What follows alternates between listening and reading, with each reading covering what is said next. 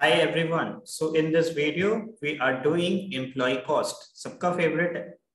तो material costing में भी यही बोला था, सबका फेवरेट है। तो एम्प्लॉय कॉस्टिंग भी सबका फेवरेट ही है क्या? देखो, पहला दो चैप्टर जब नया नया सब्जेक्ट सीखते हैं ना तो बहुत जोश रहता है सबको। फिर जैसे ही ओवरहेड में जाते हैं और लंबा सम देखते हैं तो बस सबका एकदम टाइम टाइम फिक्स हो जाता है। तो इसीलिए बोलते हैं कि पहला दो चैप्टर जो होता है वो तो सारा का सारा स्टूडेंट ही एकदम बहुत अच्छा से प्रैक्टिस करता है। एनीवेज, बट भूल के भी ये नहीं सोचना चाहिए न्यू कोर्स में। अगेन आई एम सेइंग कि देखा जाता है कि अनकॉमन टॉपिक से पूछा जाता है। अब अगर तुम ज्यादा एक्सपर्ट अपना एक्सपर्टीज लगाओगे या कोई ज्यादा एक्सपर्ट टीचर है, अनफॉर्चुनेटली अगर वो तुमको ऐसा बोलता है एम्प्लॉय कॉस्टिंग करना है क्या, हेल से पढ़ लो, रोवन पढ़ लो, उसके उसका 5-6 सम्स प्रैक्टिस कर लो, बस 1 घंटा में पूरा चैप्टर खत्म। ऐसा अगर सोच रखोगे तो एक बार लास्ट 5-6 टर्म्स का उठा के देख लो कितना हेल से और रोवन से पूछा है और कितना अनकॉमन टॉपिक से पूछा है, then you will come to know. Anyways, so do not expect those things in this video. Syllabus क्या है? 5 to 10 मार्क्स का आता है। देखो, इससे थियरी भी आने का अच्छा चांसेस में बहुत सारा थियरी है। Many theoretical topics are there. ठीक है, कैसे टाइम रिकॉर्डिंग होता है, उसके बाद बहुत सारा चीज है, बिन कार्ड, टाइम टिक बिन कार्ड नहीं, टाइम कीपिंग कैसे होता है, ये सारा चीज बहुत चीज है इसमें। एनीवेज, क्या क्या चीज पढ़ना है सम्स के लिए? लेबर कॉस्ट निकालना, इफेक्टिव वेज रेट निकालना, वेरी इंपॉर्टेंट, इसको सीखना अच्छा से। देन ओवर टाइम वेजेस का कैसे कैलकुलेशन होता है, देन एब normal time and normal time का क्या ट्रीटमेंट होगा। इंसेंटिव स्कीम्स ऑब्वियसली इंपॉर्टेंट है, इसमें हेल्थ से रोवन सबसे ज्यादा इंपॉर्टेंट है। ग्रुप इंसेंटिव स्कीम्स फिर इसके बाद आता है। देन टर्नओवर, कुछ रेशियोज वगैरह इसमें, और फिर छोटा छोटा मिसलेनियस टॉपिक्स वगैरह होता है। तो चलो चल के देखते हैं फटाफट। एक्साइटेड? एम्प्लॉय कॉस्ट सुनते ही ना खुशी आ जाता है, बड़ा ही इजी सा चैप्टर है और बहुत कम एफर्ट लगता है।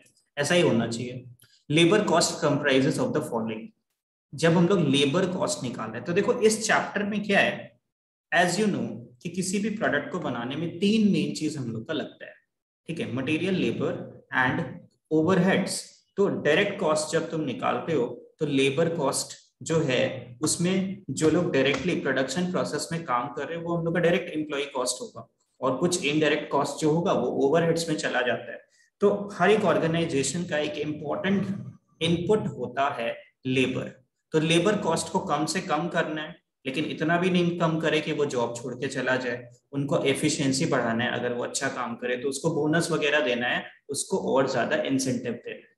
तो यही चीज को लेके हम लोग लेबर कॉस्टिंग पढ़ते हैं, या एम्प्लॉय कॉस्ट। लेबर सुनने में अच्छा नहीं लगता तो नाम चेंज करके एम्प्लॉय कॉस्ट कर दिया।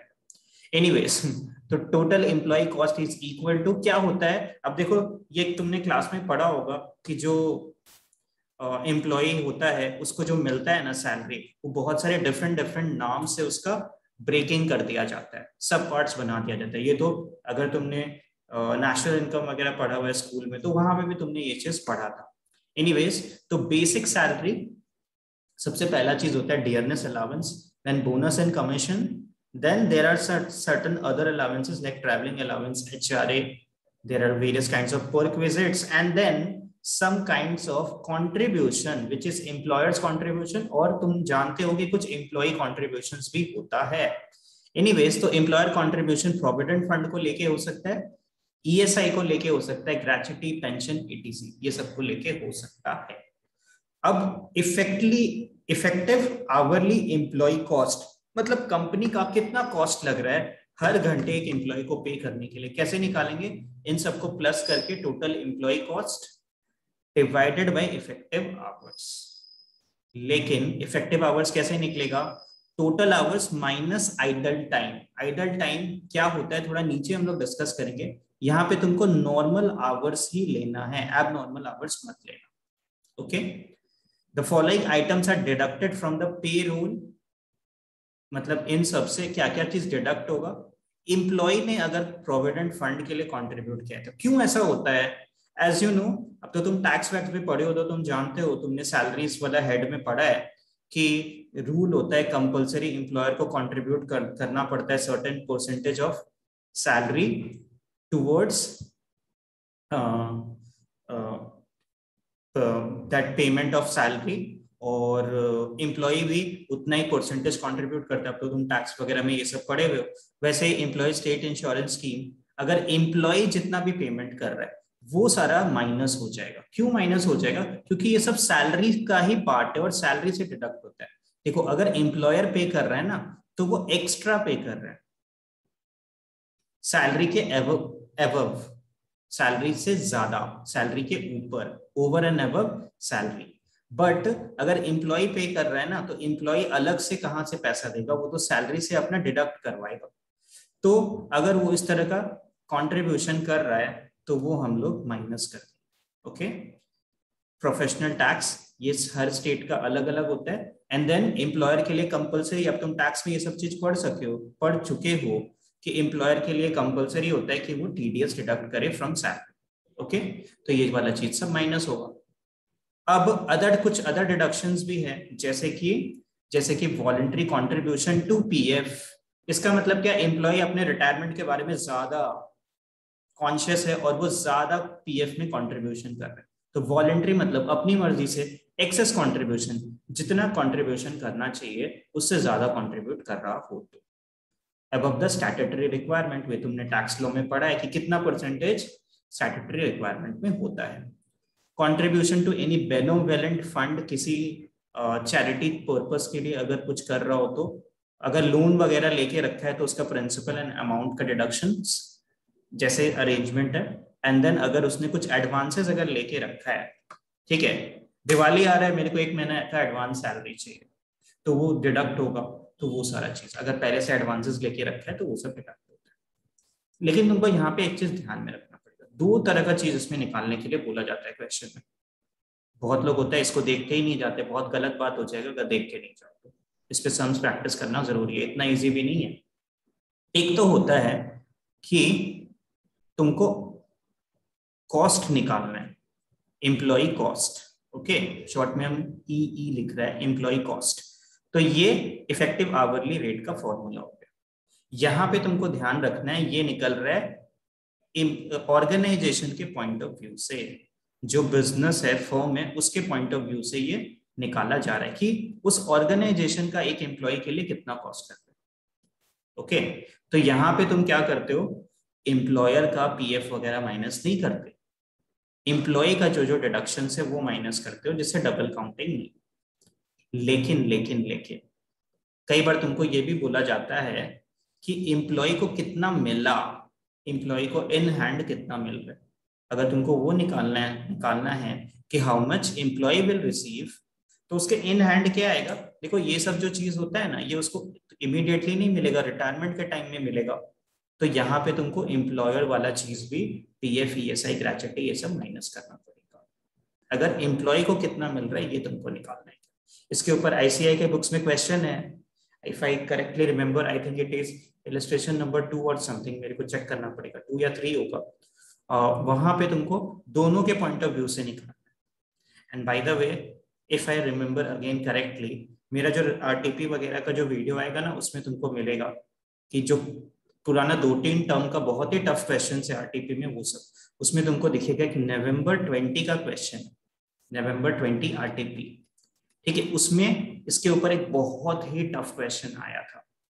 और ये एग्जाम में डेफिनेटली फिर आ सकता है, लेकिन उस क्वेश्चन में कुछ मिस्टेक्स भी है। ओके, तो उस क्वेश्चन को पहले हम लोग समझेंगे कि उसमें क्या मिस्टेक्स है, क्या रेक्टिफिकेशन होगा, और फिर उसको सॉल्व भी करेंगे। So wait for my RTP videos, there you will find it. Okay, चलो आगे बढ़ जाते हैं। Then there are some other deductions, ये तो हम लोग डिस्कस करेंगे। अब बात करते हैं कि आइडल टाइम क्या होता है। ऐसा टाइम जो वर्क के टाइम का है, जहां पे काम नहीं हो पा रहा, ठीक है। जैसे कि मान लो फैक्ट्री खुल जाता है सुबह 9 बजे और काम चलता है शाम को 7 बजे तक। लेकिन क्या होता है, स्टार्टिंग में जाते हैं, पहले मशीन वगैरह को स्टार्ट करने के लिए सेटअप करते हैं, ठीक है, मशीन का सेट होता है, सेटअप करते हैं, कन्वेयर बेल्ट्स लगाते हैं, ठीक है। तो वो सब करने में मान लो थोड़ा टाइम चला गया। फिर लेबर्स लोग आते हैं, ठीक है, वो लोग यूनिफॉर्म वगैरह मान लो चेंज कर रहे हैं और सब अपना अपना काम पे लग रहे हैं, इसमें थोड़ा टाइम चला गया। तो कुछ इस तरह का टाइम भी जा सकता है। मान लो कभी इलेक्ट्रिसिटी चला गया, ठीक है, या फिर कहीं पे मीटर वगैरह बर्न हो गया, तो इस वजह से पावर कट हो गया, या फिर ऐसा हो सकता है मशीन कहीं पे ब्रेक डाउन हो गया। तो इस वजह से जब भी काम नहीं हो पाएगा इस ऑफिस आवर्स के बीच, वर्किंग आवर्स के बीच, तो उसको हम लोग आइडल टाइम बोलेंगे। The time during which no production is carried but workers are paid, but worker लोग को उस टाइम के लिए पे करना पड़ेगा। ये दो तरह का होता है, एक नॉर्मल, दूसरा एबनॉर्मल। तो नॉर्मल वाला आइडल टाइम कौन सा होता है? Which can not be avoided. Important बात क्या है, इसको अवॉइड नहीं कर सकते, और reduce in normal course of business. Sir ऐसा क्या चीज है जिसको हटा नहीं सकते? एग्जाम्पल, अब लेबर जो है फैक्ट्री गेट से चल के फैक्ट्री का बिल्डिंग तक पहुंचेगा, इसमें टाइम लग सकता है। फैक्ट्री सबका बड़ा बड़ा कैंपस होता है, तो अगर उसका मान लो उसको टाइम दिया गया है 9 बजे आने का, 9 बजे गेट में घुस जाना है, तो 9 बजे नेट गेट पे घुसना है, मे बी उसको फैक्ट्री का बिल्डिंग तक पहुंचते पहुंचते 15 मिनट लग जाए। ठीक है, तो 15 मिनट वो जो है टाइम लॉस तो हो गई। कोई इतना सीधा तो नहीं होता ना कि अगर 15 मिनट का लॉस हो रहा है तो वो सोच के वो 8:45 ही एंटर कर जाए, ऐसा होता नहीं है। Time interval between one job to another, अगर जॉब स्विच कर रहा है एक जॉब से अनदर जॉब में, तो उसके लिए टाइम लग सकता है। उसके बाद setup time of machine, lunch break तो लेना पड़ेगा। तुम ये थोड़ी बोल सकते 9 से 7 काम करने हैं तो काम करो, कोई लंच वंच नहीं करना है, कोई कोई टॉयलेट वॉयलेट का ब्रेक नहीं होगा, पानी भी नहीं पीना है, ऐसा तो हो नहीं सकता।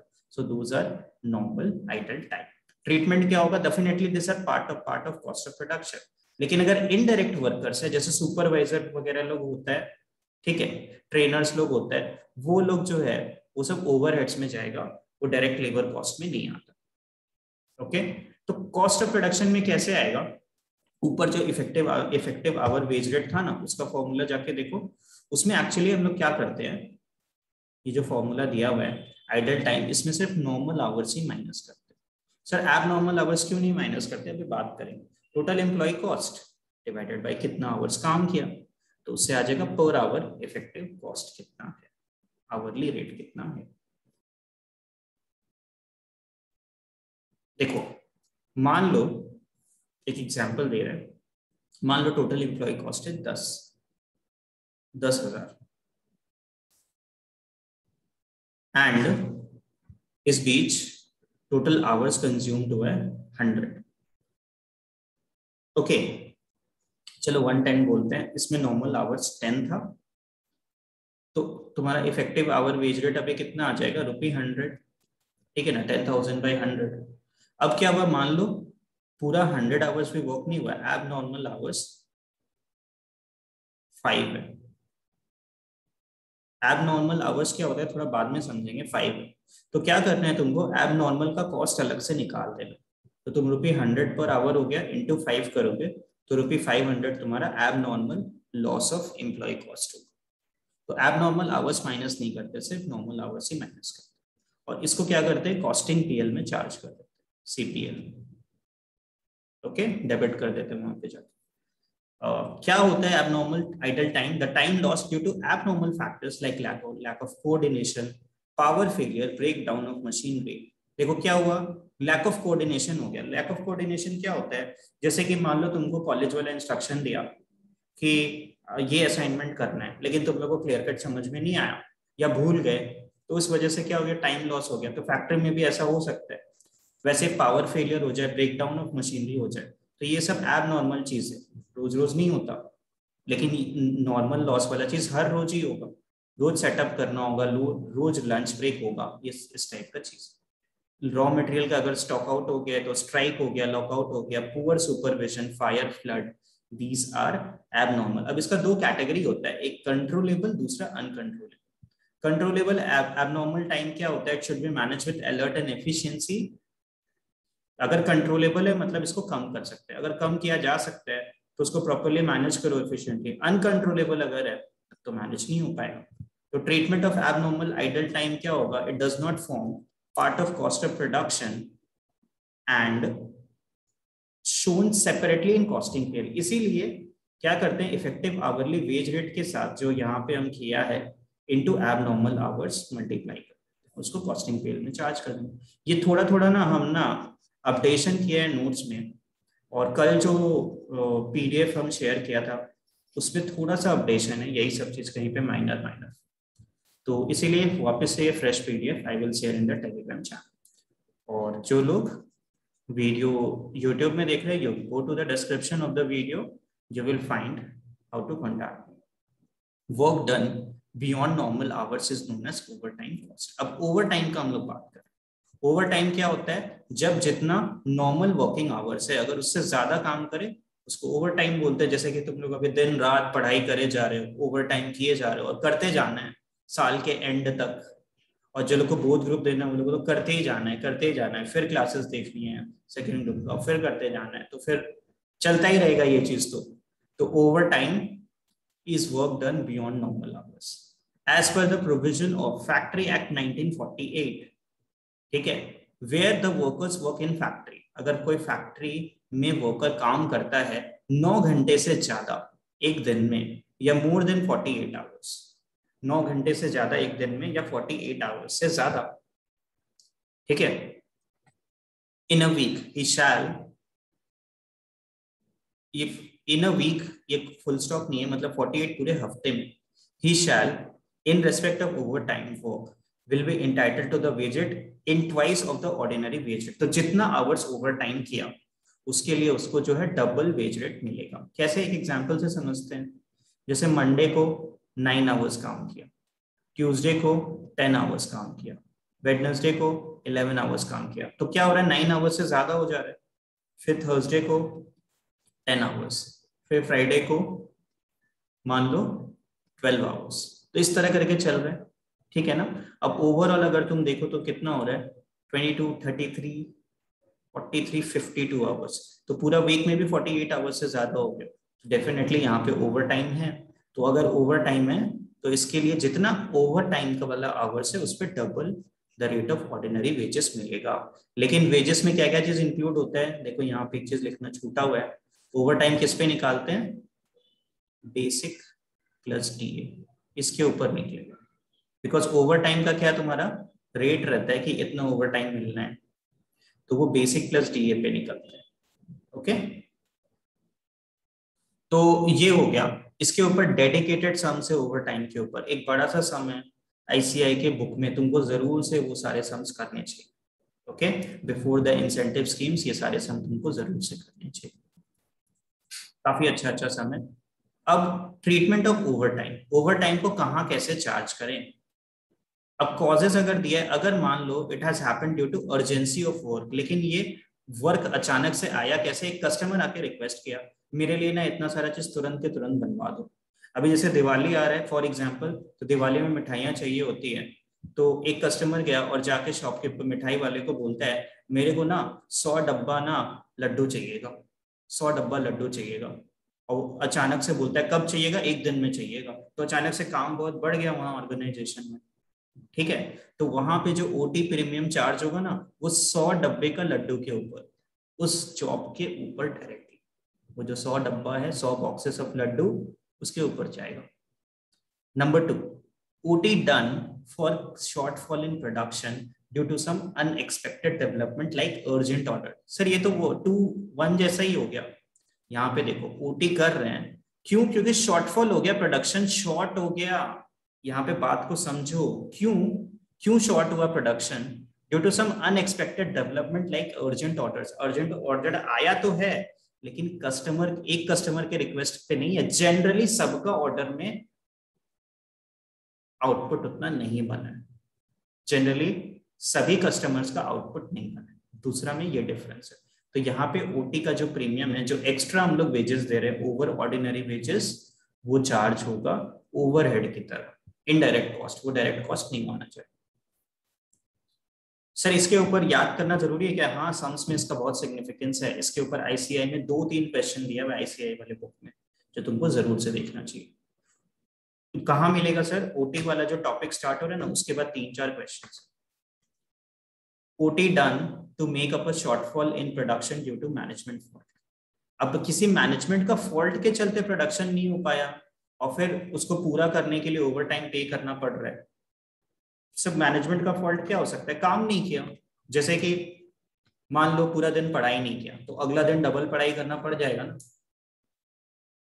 तो उसको बोलेंगे ओवर टाइम करना। सर हम लोग तो करेंगे ही नहीं, उतना क्या टेंशन लेंगे। OT premium should be charge to faulty department. जो डिपार्टमेंट का गलती है, जिस मैनेजमेंट डिपार्टमेंट का गलती है, वो इस कॉस्ट को बियर करेगा। OT charge due to a rise in demand in the market or abnormal reason। ठीक है, कोई abnormal reason हो गया जिसके वजह से OT चार्ज करना पड़ा, जैसे कि कुछ दिन के लिए बंद हो गया था शॉप, मे बी कुछ पॉलिटिकल रीजंस की वजह से, जैसे स्ट्राइक वगैरह हो जाना। तो ये सब जो एबनॉर्मल रीजन, जब वर्ड एबनॉर्मल आ जाता है ना, तो समझ लो उसका रिश्ता कॉस्टिंग पीएल के साथ जनरली। तो इसके बाद अब जो है, जो मैक्सिमम तुम लोग प्रैक्टिस करते हो, वो है system of ways payment and incentives. देखो हम क्लास में बहुत सारा चीज कराया है, क्योंकि तुम्हारा हम देखा हुआ है कि पास्ट ईयर पेपर्स में पूछा है इसलिए करना तो बनता है। तो बहुत तरह का की कराया है हम, सिर्फ हेल्से और रोवन नहीं। टाइम बेस्ड का मतलब क्या होता है? आवरली बेसिस या डे के बेसिस या फिर हफ्ते के बेसिस या मंथली बेसिस पे सैलरी देना। जैसे कि मान लो एक दिन अगर कोई लेबर काम करेगा तो उसको बोला गया है कि उसको 800 रुपया मिलेगा पर डे, तो वो डे के हिसाब से हो गया, तो वो टाइम बेसिस पे होगा ना, एक दिन काम करो 800 रुपये उसको मिलेगा। तो इसमें दो तरह का होता है, एक स्ट्रेट टाइम रेट सिस्टम जहां पे वेजेस कैसे निकलेगा, जितना टाइम के लिए काम किया इनटू रेट कितना है। जैसे एक दिन अगर काम किया तो 1 डे इंटू आवरली रेट, अगर पर डे रेट है अगर 800, तो उस हिसाब से।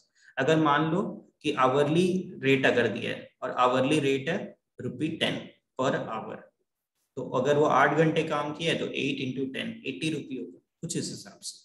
एक एग्जाम्पल भी दिया हुआ देखो, if the hourly employ rate is ₹100 and work for 200 hours, so 200 into 100 is 20,000। ये हो जाएगा time based system. Differential wage rate, तो टाइम रेट सिस्टम में तुमको जानने का जरूरत नहीं है, ये इनडायरेक्ट लेबर के लिए किया जाता है, ठीक है, इसको इग्नोर करो, इस पे सम्स भी नहीं पूछता। एफिशिएंसी बेस्ड होता है ये, not use in practical life. Output based piece rate system में आते हैं। पीस रेट का मतलब क्या होता है? इफ यू रिमेम्बर कि जितना यूनिट्स बनाएंगे उस हिसाब से पैसा मिलेगा।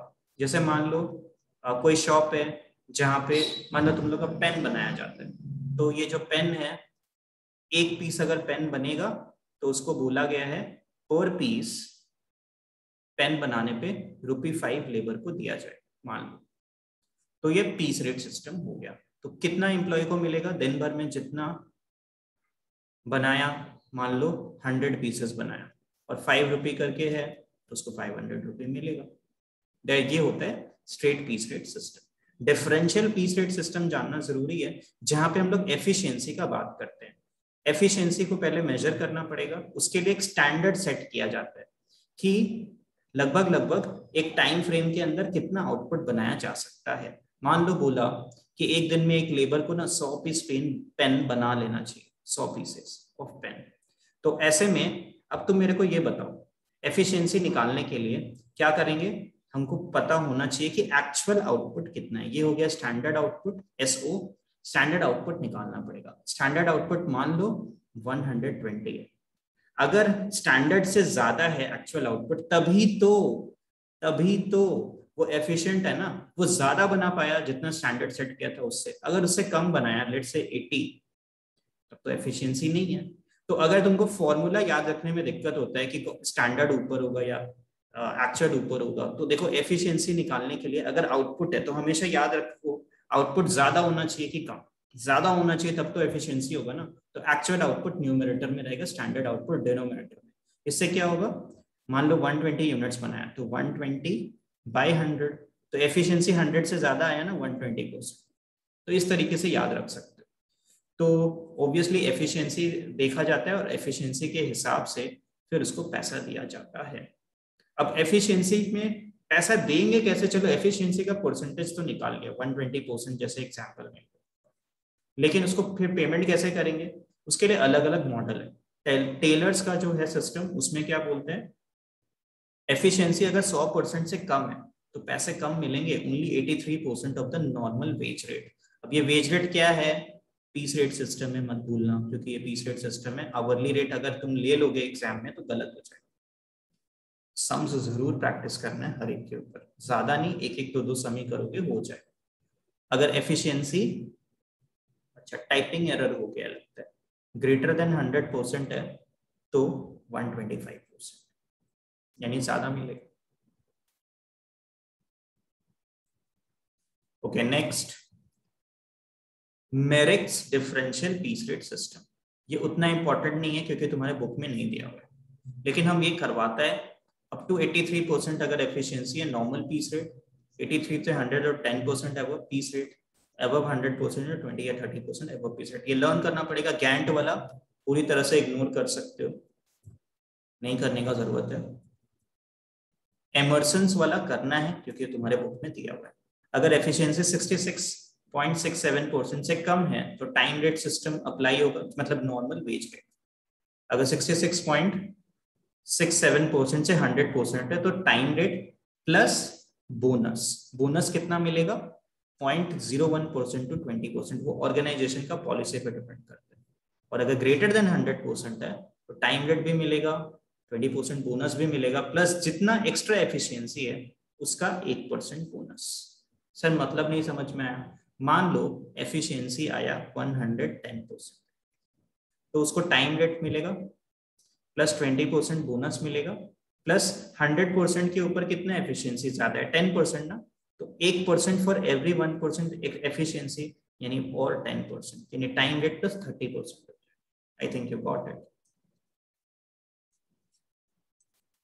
चलो आगे बढ़ेंगे। अब सबका फिर से हम वही बात बोलेगा, फेवरेट हेल्से एंड रोवन। हेल्से में क्या होता है? Time taken into time rate plus 50% of time saved into time rate. तो बोलते हैं कि तुमको जितना तुमने काम किया है उसका तुमको उतना पैसा मिलेगा। अब यहाँ पे क्या होता है ना, टाइम बेसिस पे होता है, पीस रेट बेसिस पे ये नहीं होता, ये तुमको ध्यान में रखना है। ये टाइम बेसिस पे होता है, मतलब आवरली रेट यहाँ पे लिया जाता है, ना कि piece rate. 50% into time saved into time rate, जितना तुमने टाइम बचाया उसका 50% तुमको मिलेगा। सर पूरा 100% क्यों नहीं मिलता? एम्प्लॉयर को भी तो कुछ फायदा होना चाहिए ना जल्दी काम होने का, इसीलिए। तो 50% आधा आधा बांटेंगे, एम्प्लॉयर एम्प्लॉय। जितना टाइम सेव हुआ उसका 50% एम्प्लॉयर लेगा, 50% एम्प्लॉय लेगा, इसीलिए 50% ही लेबर को मिल रहा है, पूरा 100% नहीं मिल रहा। अब सर टाइम सेव कैसे होता है? मान लो 10 आवर्स का जॉब है, 8 आवर्स में कर दिया तो 2 आवर्स का टाइम सेव्ड है। तो इसका लॉजिक ये है कि अगर 8 घंटे में काम किया तो तुमको 8 घंटे का पहले तो पैसा मिलेगा, 8 आवर इंटू टाइम रेट जो है, प्लस तुमने जो 2 घंटा का टाइम बचाया तो उसका 50% यानी 1 आवर का तुमको फिर से टाइम रेट मिलेगा। ये होता है हेल्से का logic. I think you got the logic. उसके बाद रोवन प्रीमियम प्लान, इसमें क्या होता है? Wages is equal to time taken into time rate, और फिर ये लोग रेशियो लेते हैं कितना time allow by time saved है। इस बार डायरेक्टली 50% नहीं लेते, रेशियो लेते हैं into time taken into time rate.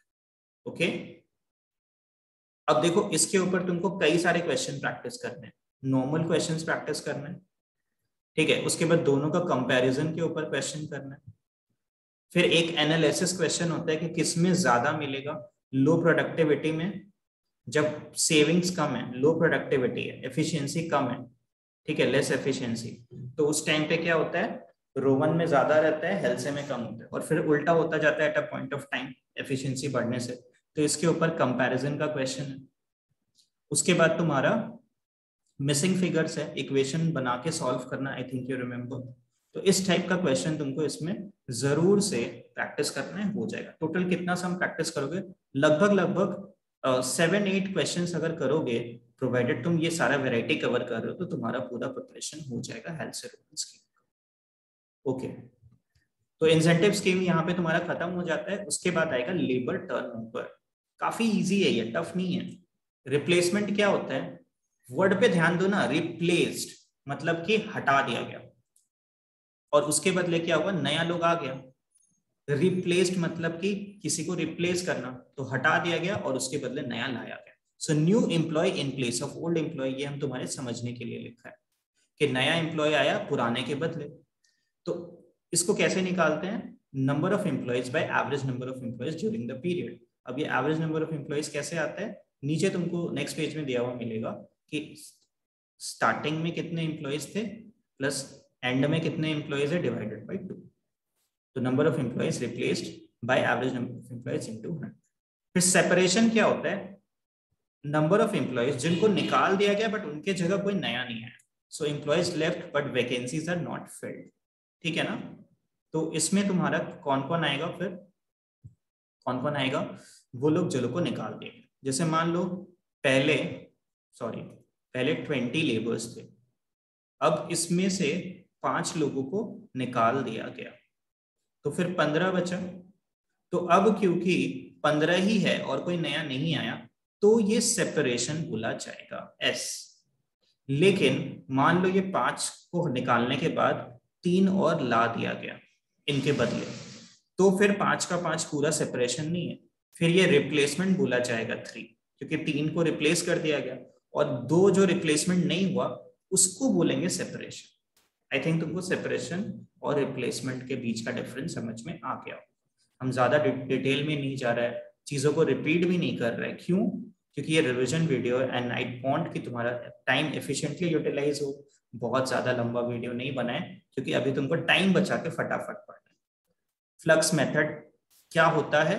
Flux method होता है जहां पे टोटल एम्प्लॉइज लीविंग ऑर्गेनाइजेशन, कि कितने टोटल लोग छोड़ के गए। इसमें अब रिप्लेसमेंट वाले भी आ गए और सेपरेशन वाले भी आ गए। सो R plus S divided by average number of employees. काफी इजी है। रिप्लेसमेंट, अच्छा पुराना के बदले नया कितना आया। सेपरेशन, पुराना कितना निकाला जिसके बदले कोई नहीं आया। Flux, replacement plus separation. जैसे हम लोग के एग्जाम्पल में टोटल 5 थे ना, उसमें से 3 रिप्लेस्ड थे, 2 सेपरेटेड थे, तो दोनों मिला के 5 हुआ। यही हो गया फ्लक्स में। बहुत ही आसान है। असेशंस का मतलब क्या होता है, कितना नया लोग आया। चलो ये भी बहुत इजी हो गया, कितना इजी है, लर्न हो ही गया होगा। असेशंस का मतलब कितना नया लोग आया। तो इसमें आता है रिप्लेसमेंट्स, कितने लोगों को रिप्लेस किया, क्योंकि रिप्लेसमेंट में तो नया लोग आएगा ही ना, इसलिए रिप्लेसमेंट्स लिया है। रिप्लेसमेंट्स का मतलब ही होता है कि new in place of old. तो न्यू वाले प्लस हो सकता है ड्यू टू एक्सपेंशन, अभी नंबर ऑफ जॉब्स बढ़ा दिया गया हो। जैसे मान लो पहले 20 था, 5 लोगों को निकाल के 15 हुआ, अब रिप्लेस किया गया 3, लेकिन एक्सपेंशन के लिए नया जॉब पोस्ट निकाला गया। So that is expansion, that is new joinings. तो वो हो जाता है एक्स्ट्रा लेबर्स। तो replacement plus expansion divided by average number of employees into 100। अब मान लो नया ओपनिंग से 3, तो टोटल 21 हो जाएगा, प्लस 3 करेंगे तो तुम बोलेंगे सर पहले तो 20 था, अभी तो एक ही एक्स्ट्रा होना चाहिए। नहीं, उसमें बोल दिया ना कि 2 पुराना जॉब वैकेंसीज फिल नहीं किया गया, तो उस सेंस में 2 सेपरेटेड हो गया, उनको कभी फिल ही नहीं किया गया। ठीक है, तो ऐसे तो 21 है बोलने के लिए, लेकिन 2 सेपरेटेड वाले हैं, तो एक्चुअली में 19 तुम्हारे पुराने वाले। इसमें से तुम देख लो, रिप्लेस्ड हुआ 3 और एसेंशंस में न्यू ज्वाइनिंग हुआ 3। ओके, ये चीज तुमको ध्यान में रखना है।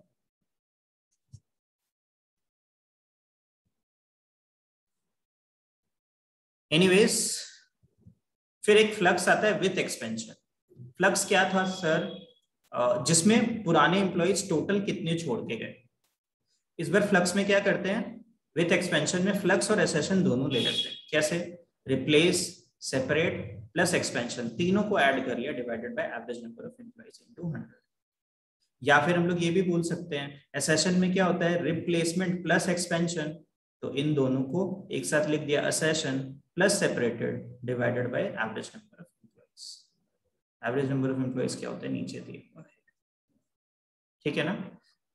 अगर तुमको अभी भी कंफ्यूजन हो रहा है तो एक बार हम बता देते हैं। जैसे मान लो पहले 20 एम्प्लॉइज थे, 2 लोगों को सेपरेट कर दिया गया, 3 लोगों को रिप्लेस किया गया, तो सेपरेटेड 2, रिप्लेसमेंट 3। अब फ्लक्स क्या होगा, R plus S which is 5। अब मान लो कि अब न्यू ज्वाइनिंग्स बोला है, क्वेश्चन में बोला रहेगा कि new joinings due to expansion, replacement नहीं है, ड्यू टू एक्सपेंशन कितना है, मान लो अगेन 3। तो अभी तुम्हारा न्यू ज्वाइनिंग्स हो जाएगा। तो असेशंस क्या होता है, accessions is replacement that is 3 plus new joining that is 6 divided by average number of employees भी करना होगा। और फ्लक्स में क्या होगा, फिर फ्लक्स में तो तुम्हारा सेपरेटेड भी आता है, प्लस रिप्लेसमेंट्स भी आता है, प्लस न्यू ज्वाइनिंग्स भी आता है। या फिर ये दोनों मिला के तो एसेशन होता है 6 divided by average number of employees. तो आई थिंक क्लियर हो गया होगा। बस खत्म हो गया chapter. If employ turnover rate is given for a period shorter than a longer year और शॉर्टर और longer than a year and convert into yearly turnover. मान लो टर्नओवर का डेटा 3 मंथ्स का ही दिया हुआ है, क्वार्टरली डेटा दिया हुआ है, तो उस हिसाब से तुम अपना सम सॉल्व कर लो, एम्प्लॉय टर्नओवर निकाल लो। मान लो एम्प्लॉय टर्नओवर आया 6। अब तुम्हारा 3 मंथ्स का ये डेटा है, इसको एनुअल डेटा में कैसे कन्वर्ट करेंगे, तो divided by 3 months into 12 months, तो तुम्हारा ये एनुअल डेटा हो जाएगा।